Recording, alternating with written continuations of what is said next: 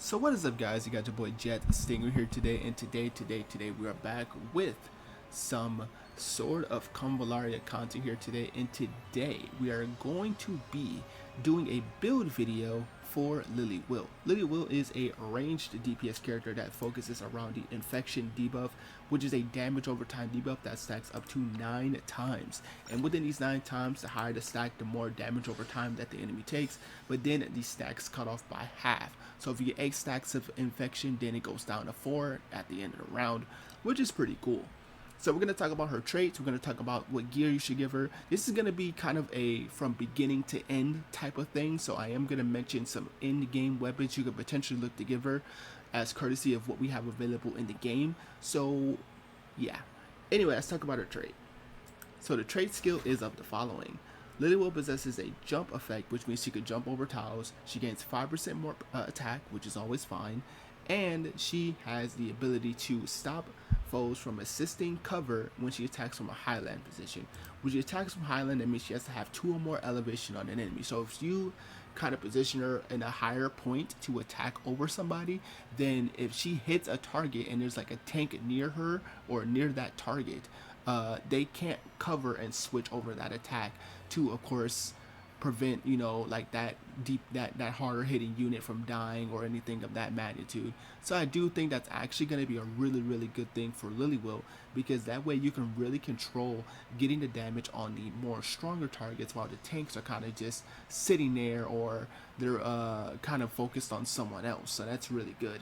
I do think that's going to be a really good effect. If you take her up to the 3-star effect, the attack up effect becomes 10%, and she also gains an additional 30% crit rate when she's attacking from the highland. This is also very good as well, because Lilywill does have a lot of ways to build up crit actually, and due to like things like weapons, cards, and all that stuff, you can really get some high crit. So getting high crit means she can effectively hit for a lot more damage, meaning that she could potentially always crit a target or come very much close to having 100% crit rate with just using moves or abilities and certain like that. So really good for a level 3 passive. And of course, if you take her up to level 5, which gives her extended skin, it is 50% more bonus attack, gains 30% crit, and she reduces all her skill cooldown by 1 turn. This is big because this allows her to pretty much get her buffs more consistently, attack more consistently with her skills. So I do think that's actually a really good option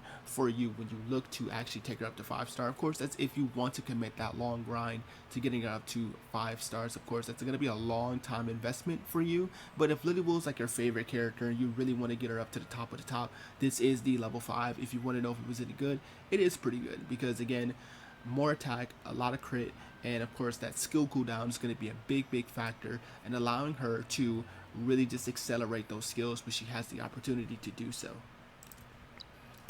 Next up is going to be her skills. I'm going to go down her skills and talk about which ones you should take.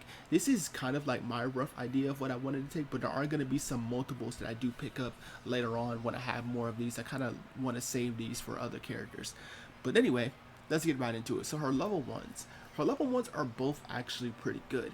Aim gives you crit 2, which is 30% crit, which is really good. That stacks on top beautifully if you do get her up to the 3 stars, but just giving her a 30% crit innate is still very good. And this is also instant effect, so you can do this and then attack it at something just to kind of get that crit damage in there, which is pretty nice. And it ignores dodge, so just in case if someone has the ability to dodge, then you can always hit the target no matter what. But her other skill, Gorilla, gives 5% attack up, and when she attacks the target, she can move again 2 additional tiles. So basically, it's a good way to, one, hit a little bit harder, because at level 1, that's 10% attack boost, which is pretty fine. But the ability to hit and then kind of like back or something, or position yourself a little bit, you know, away from the enemy's line of sight, is a really good way to potentially snipe some foes. So that's why I do think that both Aim and Gorilla are good options. It really just depends on what you personally want to take. I prefer Aim because I want more crit, as this is more focused on crit build. But yeah. Next up is her level 3. Her level 3 gives wind walking, which is crit damage was 10%. Definitely going to come back and pick this up as well, because given that the build is focused highly on crit, extra crit damage is always valued, and it also gives her +1 in ranged attacks, which is basically everything she has. All of her attacks are ranged, so really good. But this is also her main attacking skill, the Arrow of Elulius. I'm sure I'm saying that wrong. I'm so sorry if I am. But this basically deals 60% damage with a curved shot. And then magical damage was 40% of her P attack. And it does all damage around one tile of the target. And it infects those with 3 stacks of infestation when the damage is dealt. So that is a really good way to really start building up that early effect of infection, because you want to be able to get that infection on quickly and more reliably. So having this attack being a massive 3 stacks just out of the gate, it's pretty good. So I do think that is definitely something you should take just for kind of starting out the build. I do think the attack is more important than the crit damage. I think this comes back a little bit later, and of course it depends on what you want to take the content for. So there's that. Her level 5. Survival Master is when hit by an active attack, the damage taken is reduced by 8%, and environmental damage is also reduced by 70%. So she takes a lot less from hazards, which is pretty cool, and just straight up 8% active damage reduction. I mean, that's okay, that's pretty cool. But the one you definitely want to take is her Gale Footwork. Gale Footwork is when she's attacked from the front or the side, she can interrupt the enemy's action, dealing 50% physical damage in the process, and it teleports to the quickest ally 3 tiles. So within 3 tiles, she can teleport to an ally for safety, which is really good. This is a good way, kind of like as an emergency get out of there option. If, for example, you don't get the option to snipe and shoot something just out of the fight, then they can potentially see you because you weren't able to back away enough with like Gorilla or something, or you're not even running Gorilla. This allows you to have a safety option and not getting hit, and this also allows you to also get a little bit of chip on that enemy as well. So not bad option. I do think that Gale Footwork is 100% worth in this particular case, so there is that. Next up is her level 7. Now her leader skill is for Valder allies only and gives attack 20% in 1 movement tile. I think this is a fine leader skill. If you want to take it, pick it up. But I do think her hour creep bonus is definitely going to be a little bit better because Cole has a better leader skill. And I know a lot of us have definitely went to go roll for both Cole and Beryl. So if you do have Cole and pair her with Lilywill, then that is going to be a really good combo because Cole's leader skill gives crit rate and crit damage as a bonus too, alongside other attack bonuses. So I think that's definitely going to be better in terms of a leader skill if you're looking to really utilize the crit build that I'm thinking about. That's why I didn't take the leader skill. But if you are going to be running a Vilder based team, then yes, pick up a leader skill. Extra movement is also really good. 10% attack, 20% defense for sustain is also pretty fine. So that's what I think. But Shooting Stars is a 75% AoE damaging skill within 2 tile radius and inflicts P-Defense down for 2 turns. I think this is a really good breaking option because P-Defense down minus 40%, that's really good just to kind of send someone in there just to kind of hit as a follow-up action while she just chips down or something. So I mean, that's a really good follow-up option for her to get some potential extra damage in there. That's why I personally like it, and it also has a lot of good range. So there's that. Next up is her level 9. Her level 9 gives Curved Shot, which it is a curved shot, my bad, and it deals 1 stack of infection. So again, another option for her to build up infection stacks. That is going to be very pivotal, especially for future characters that come out in the game as well. So I do think this is actually the preferred option if you are going to create infection build like I am. But her Gale Shooting attack is just a stronger 120% physical damaging attack, so that's really good, and that's really helpful. Her level 11 gives this Arrow of Elulius Gale Break, which is, again, apologies if I'm saying that wrong. It is a 100% damaging skill that's a single target, inflicts 2 stacks of infection, and when attacking or when inflicting the stacks, she will immediately trigger those stacks when attacking, and she also gains the Highland advantage. Now, the real reason why, if you used her in the story, she does come with this skill. She basically kind of leaps into the air and then shoots that target. The really good thing is because since she's shooting from the air, this gives her the Highland bonus. So this means when combining this with her, her tread ability, that's of course a skill that's going to get very easy crit, very easy extra damage, and of course they can't protect against it because she's attacking from the Highland, which is always good. And then her final skill, which is Marksman. which increases their attack by 12%, and all skills will gain Obstinate. So what Obstinate does is basically it prevents you from being blocked off. You know how certain attacks in the game can be blocked off because of trajectory? Well, she ignores the trajectory block, which is pretty interesting. So, but I do think that this skill is definitely way more worth because it just gives, you know, the stacks of infection, and that's going to be the main focus of the build. So for just a general build, I think the build that I'm using right now is fine. Of course, if I had a legendary one of this, that would be better.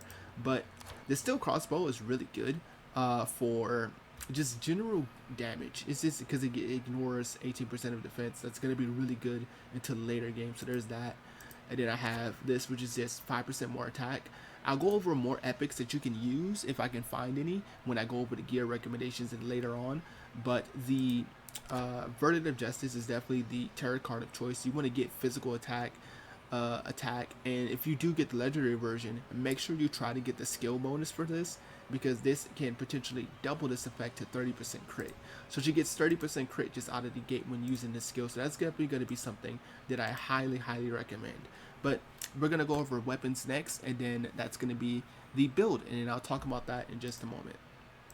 So one of the first options is going to be the Valderian Longbow. The Valderian Longbow is here because it gives additional 5% crit, and that is fine. And if you are able to max it out like this, you get 25% more crit, which is pretty good. And of course, this is really good for Lilywill because she has extra movement. She has extra tower range with her skills. So you can effectively hit this condition a little bit more consistently. So that is why I do think the Valderian Longbow, it's actually a very helpful option for her. Alright, so the next epic option I have here today is the Steel Crossbow. The Steel Crossbow is going to be helpful because it has 12% damage ignoring effect built into its attacks, which of course, alongside her boosting a good amount of crit, can allow her to hit a little bit more harder. Not too much really more to say besides just the extra damage ignoring effect is going to be very good for her. And if you do take it up to 5-star max, it is a 25% damage ignore, which is actually pretty good. So I do think that is actually going to be something that you can actually look to use with her if you are able to get some drops of the Steel Crossbow upon farming your weapons. Coming at the first trinket option here is going to be the Evergreen Pendant. The Evergreen Pendant, basically, whenever she gets healed, she gets a level 2 attribute buff randomly at 50% chance, which is really good because there are a few really good options you can hit with this, being namely the attack up 2, critical 2, even physical defense and magic defense 2 aren't bad options because it can allow her to survive more because of the extra bulk. Of course, this is combining with things like leader skills and everything, so you could use this as a additional option to survive, which is good. And if you're able to max this effect out, then you just straight up get the effect randomly, which is pretty good. So if you are running this with some sort of healer like Angel, like, you know, like those type of healers or anything like that, then that is definitely going to be something that allows for you to kind of help. So I do think that this is a great option for a epic trinket that you should use. Alright, so the Mist Necklace is going to be the next epic trinket that I do recommend. I do recommend this trinket more because it does have the challenge to put a level 1 random debuff to the enemy, which is going to be, you know, minus attack, minus critical, minus speed defense, and defense healing, receive down. You know, all these really good things just to kind of cripple the enemy down for them attacking into your Lilywill, which is why I do think this is really good accessory to put on her for a trinket slot. And if you take it up to the maximum level, it inflicts 2 level 1 debuffs instead. So if you're able to kind of farm some Mist Necklaces, of course, through trinket drops or anything like that, if you get any lucky with that, then being able to put 2 level 1 debuffs on an enemy is going to be good because she can effectively get herself out into safety while also crippling an enemy down because of that reaction ability that I recommended earlier. So that is going to be a really good option for you there. Coming in at the first option of legendary weapons is going to be the Meteor line bow. This is a weapon that synergizes really well with the Mist Necklace accessory that we recommended earlier, and the big reason why is because it's another weapon that can inflict random debuffs, which can effectively turn Lilywill into a debuffer as well. So what this does is, potentially speaking, right, if you activate the Mist Necklace passive, which if you are attacked, then you would avoid the attack because of the reaction ability, the Gale Footwork, and then on Lilywill's next turn you can attack somewhere else while also inflicting more debuffs for 2 turns. That's really good. That allows her to spread her infestation around to allow some extra chip, And that's a really good option. I do think that's really cool to be able to spread the effect. If you're able to get a legendary weapon up to max, which of course completely RNG and probably most likely won't happen until like later on, months on in the game, then the weapon has the same effect as the Mist passive, where it inflicts 2 random level 1 debuffs as well on an attacking target, also giving her 5% more P attack, which is also a pretty good bonus as well. But again, you want to look for something like this, which is still completely fine. Next up in a legendary slot is going to be arguably her best in slot for this option is going to be the Whale Hunter Bow. The Whale Hunter Bow is fantastic because it gives you a 50% chance to inflict a stack of infection. So this is already a stackable effect on top of the attacks that already can cast infection. So for example, if we take a look at her first skill that can inflict up to 3 stacks of infection, with attacking with this bow that could potentially turn into 4 stacks of infection, which is really good. And as you can see here, she has the ability to deal 20% additional damage to enemies with infection, meaning that is a big damage boost overall. So I do think the Whale Hunter Bow is arguably her strongest bow option if you are able to get a legendary bow like this.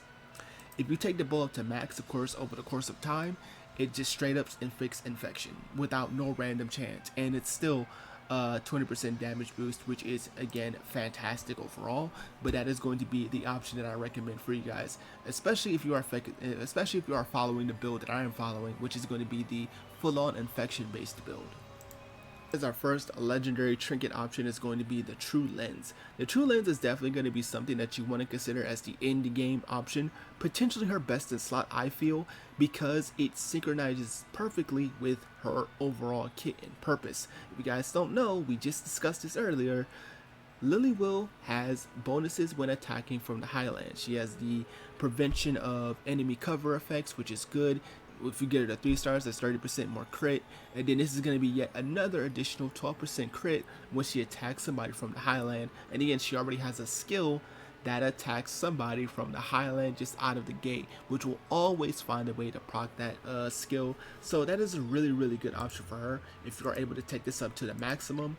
This is crit plus 20%. Again, really hammering in on what I like on this build is just focusing on a lot of crit and a lot of damage over time. So that is going to be why I recommend the True Lens to you guys here today. Alright, coming in as our next legendary option is going to be the Berserk Incense. The Berserk Incense gives her 1 additional movement tile up, which is really good, and damage up plus 10%.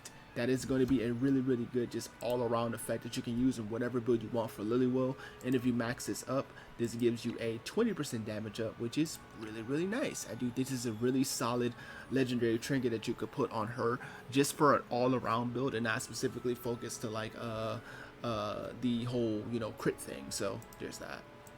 Alright guys, and that's going to be the build guide for Lilywill. Hope you guys did enjoy that guide. I hope you guys did enjoy learning more about the build, and I'll see you guys next time. Peace.